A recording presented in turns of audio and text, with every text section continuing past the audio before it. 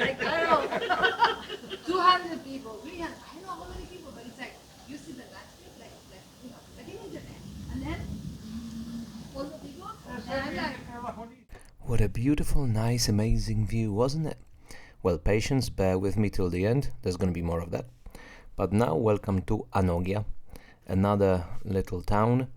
In episode 7, I mentioned when I was talking about the rebelliousness of the Cretans, that there were some places that rebelled so much that they were razed to the ground. Well, here, in this little spot where we are at the moment, 1944, a couple of Brits, with a lot of help of the locals, they actually captured the main commander of the German occupying forces.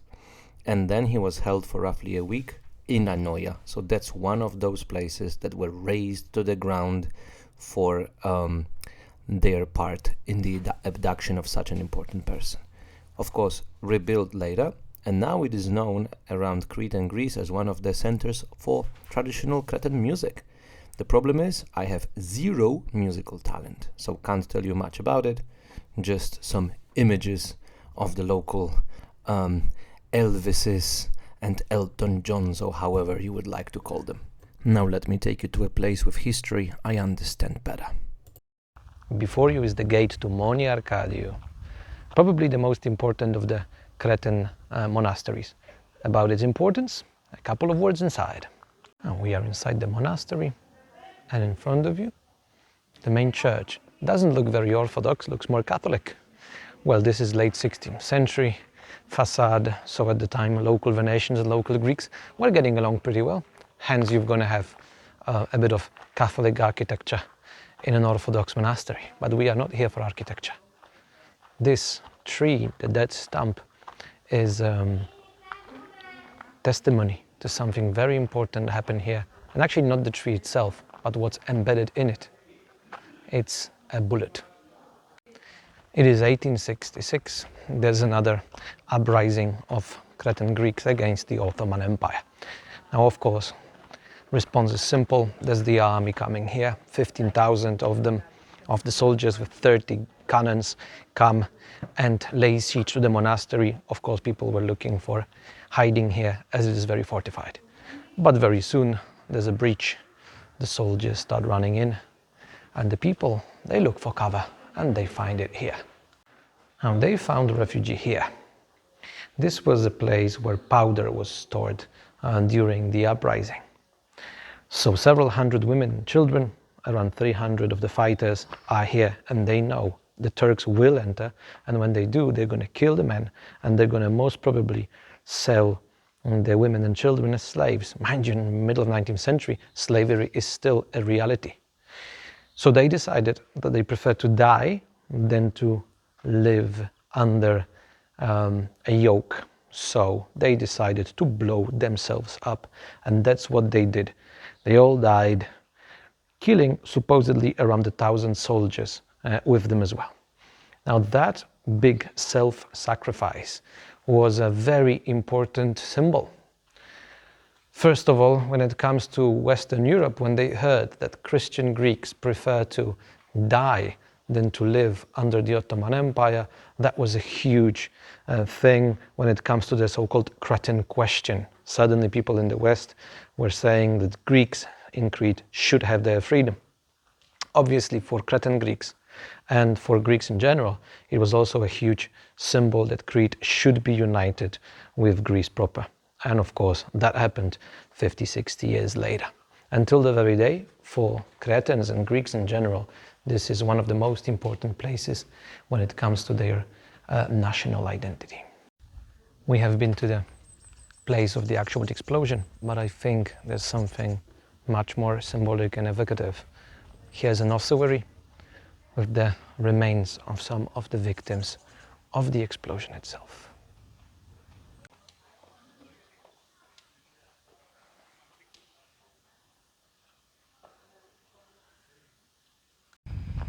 Fortunately, it's not all left.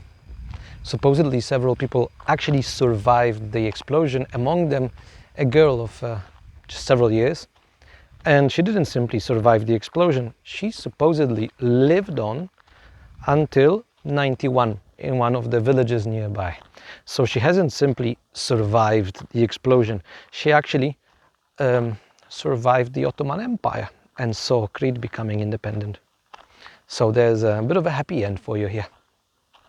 But here, welcome to Candia.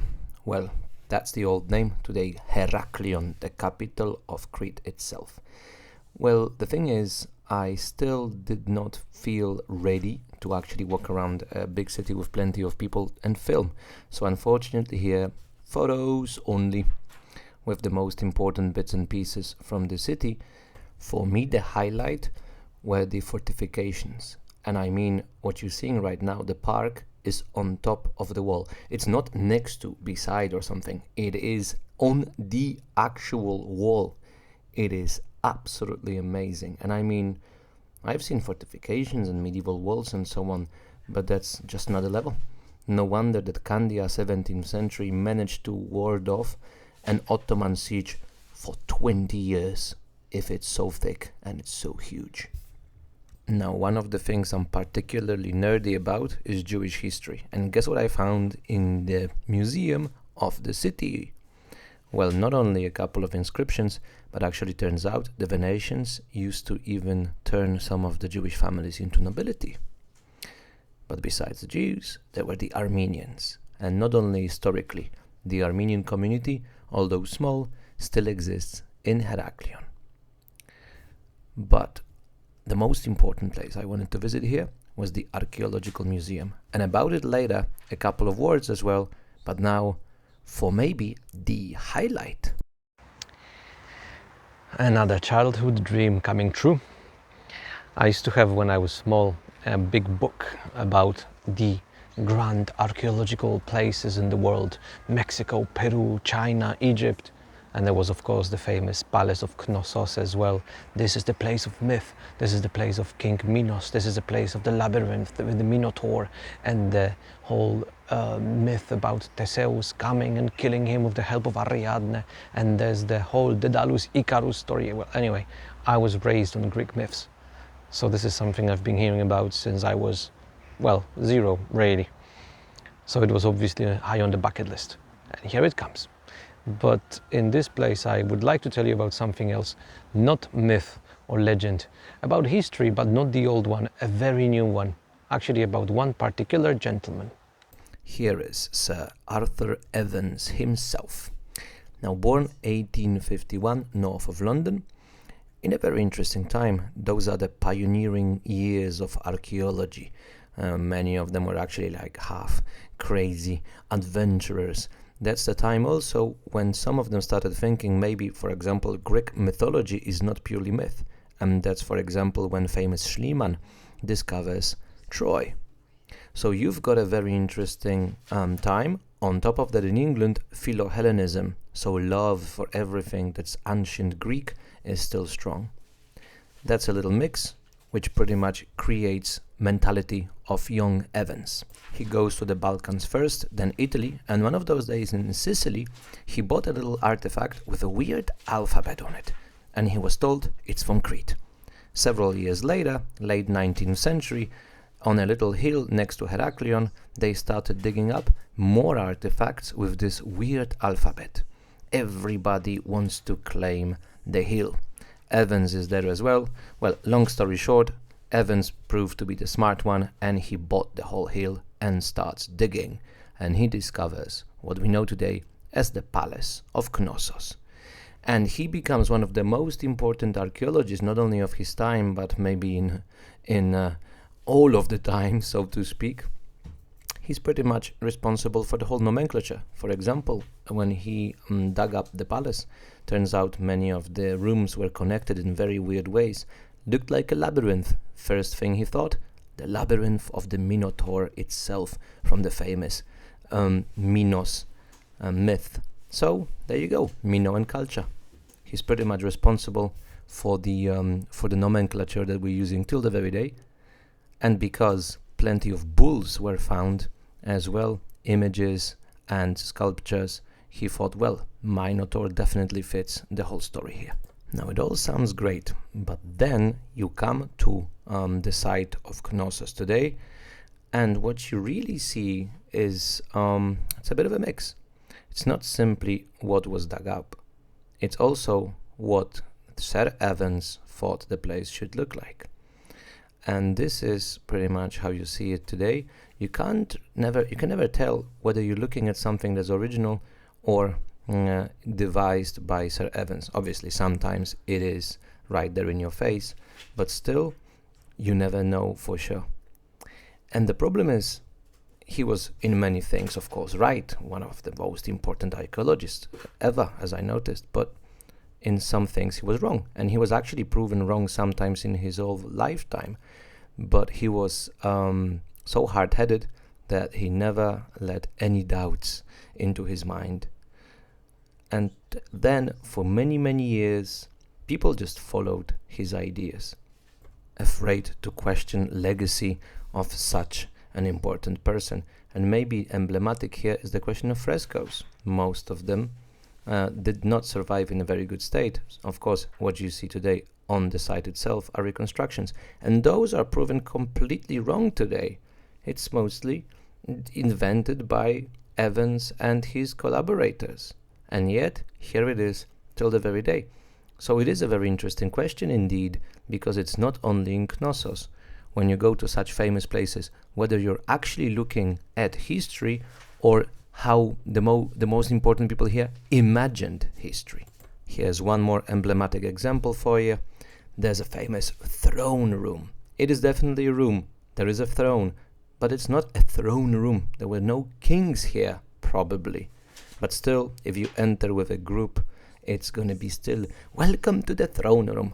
Anyway, something positive, my two favorite pieces. Here you can see perfectly how huge the palace really used to be. 2 floors you see, there were more. Another is this nice procession stair leading you to the main square of the palace, and as you can see, both on the left and on the right, quite a lot of the buildings are preserved, so it gives you once again the idea of how monumental this place used to be in its heyday. And on top of that, of course, is another piece of Sir Evans with this rather horrible bull fresco.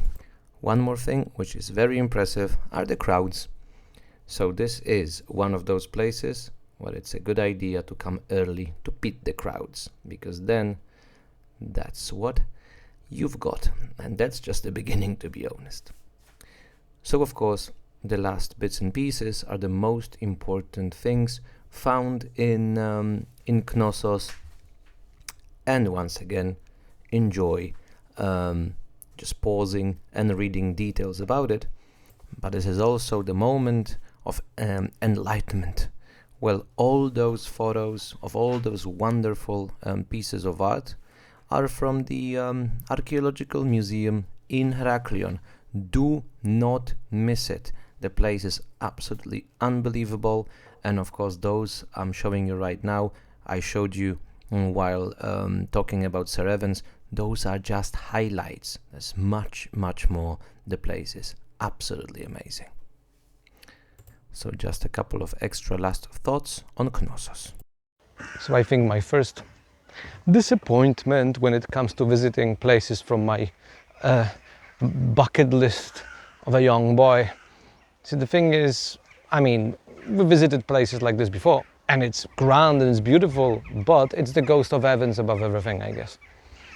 And see, the problem, I think, is that it actually doesn't really give it justice, as in, it's not like one bigger part of the palace reconstructed. It's a bit here, it's a bit there. So it doesn't give you the idea of grandiose anyway, and it kind of spoils the ruins, for me at least. So I think it's missing the point, especially that he's done it like 100 years ago. I think it's time to move on. I would personally just take it all apart and use the 21st century. We have QR codes. So how about, for example, QR code, you have what it might have looked like on your phone right next to it, the ruin. So actually I think that would work way, way better. But maybe for most of the people it works. I don't know, it doesn't work for me. Anyway, We're going to move on. I think our last Minoan ruins were those here, and doesn't mean we're out of interesting topics. I think I mentioned before, Indiana Jones is not an archaeologist, he's a grave robber. But there was an Indiana Jones for real, and he lived here for a couple of years. So about him, today a couple of extra words. So here he is in Cretan attire, John Pendlebury himself. Now, the place you're seeing now is called Villa Ariadne. And this is where Sir Evans used to live for many years, but in his late 20s, he's getting old and weary, and he needs help. Now, Pendlebury was a young archaeologist and a bit of a crazy person, really. He, for example, loved scaring people with his glass eye, as he lost one when he was a child. Anyway, he loved languages as well. So when he came to Crete, 2930, he starts living in the villa, taking care of Knossos, of course, but also he started walking around the island far and wide. He learned the local dialects. He started meeting all the important local people. So he became a Cretan, really. And then comes 39, Second World War begins. Such people are invaluable. So the British intelligence starts asking for help, and Pendlebury is happy. So he, for example, starts preparing the locals for maybe an invasion. And then 2 years later, that's pretty much what happens. So the local population is not only prepared, but all those little conflicts they used to have between them, they're not important anymore. Pendlebury himself was in Heraklion when the invasion started, and he did start fighting. Wounded, treated by a German doctor actually, but then he was the next day found by paratroopers who basically executed him. So today he is buried in the British cemetery in the Suda Bay. So that's the story in a pill of Pendlebury, and I hope one of those days Netflix will do something about it, as he seems to be a very interesting person and a character. But there's one more interesting detail. During the German occupation, Villa Ariadne was the headquarters of the commander of the island, which is very interesting because many people consider archaeology, it's just stones and stuff. But this is actually politics and ideology. For example, in Knossos and around Crete, very often what you would find were swastikas. So the Nazi German propaganda started using it as proof that, Crete and Greece and everything actually does belong to Germany and so on. Well, without getting into any more detail, archaeology is not simply stones and rocks, it's actually politics and ideology. But I guess you noticed all those important stories have a very particular background, bucolic and beautiful. Well, that's because the last part of the day we decided to spend in a beautiful place with more relaxed vibes. Stories, old and new, of course, it's important to talk about them. But you've got also interesting stories to tell, which are much nicer to the tongue and to the palate. So we found this nice little winery in the middle of the hills in Crete. The gentleman here, Stilianu, runs it with his family for 4 generations, I think, right now. And he gave us a little tour, like 10-15 minutes around the place. And also we've had a little tasting, but not only wine. Here they have an interesting thing. They grow the wine and the grapes among the olives. So actually every winery doubles as an olive place. So we've tried both.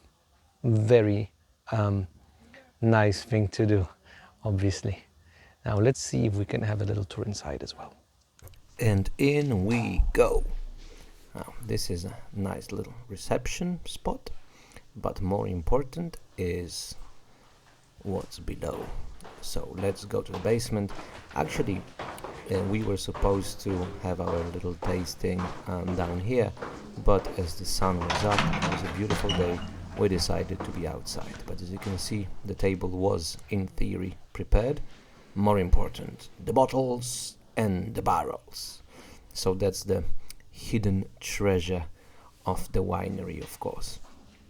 But maybe more interesting is the place where the wine is made.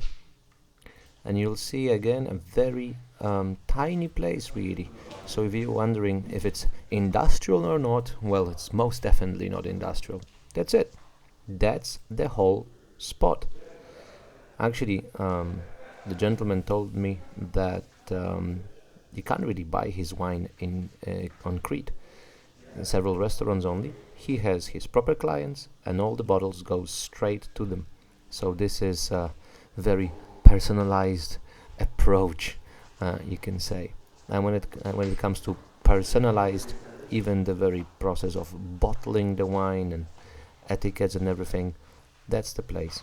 So that's literally it. When I say it's family business, here you've got it. A couple of interesting photos of a wine calendar. Here are the wines that are made by the winery, and the goddess, not snakes in her hands, but grapes.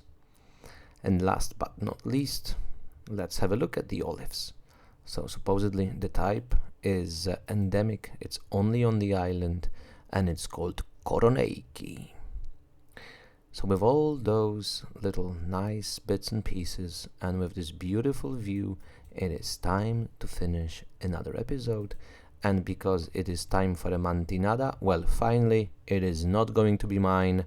It is going to be an expert mantinada by Sir Stilianou. Πίνω ρακί και δε με θώ, κρασί και δε με πιάνει. Μόνο το μπρούσκο του σεβδά στην όρεξη με βγάνει.